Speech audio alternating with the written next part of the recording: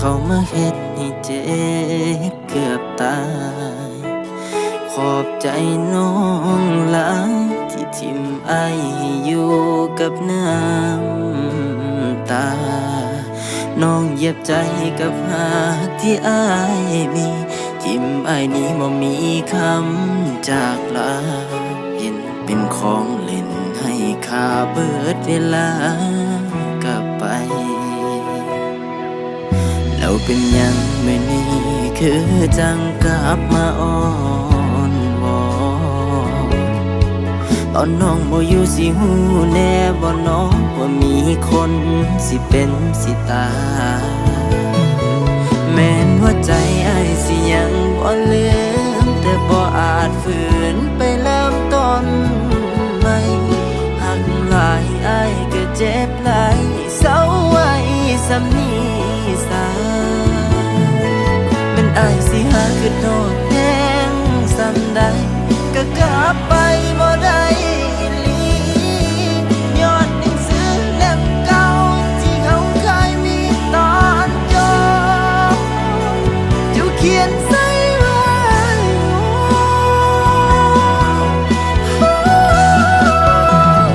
อ้ายลืมน้องบ่ได้แต่ให้กลับไปคงเฮ็ดบ่ลง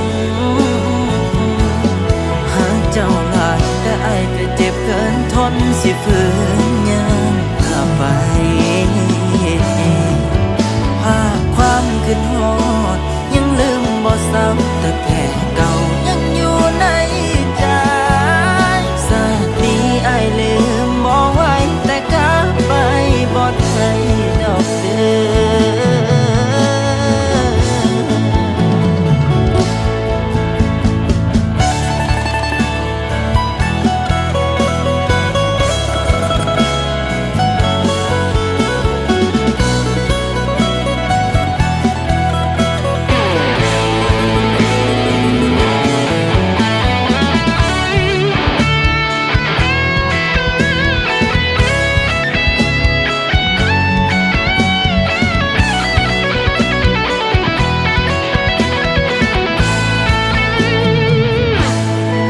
มันอ้ายสิหาคือโดดแห้งสำใด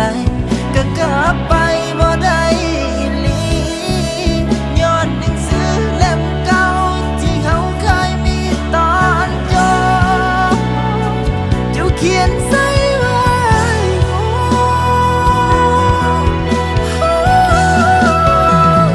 อ้ายลืมน้องบ่ได้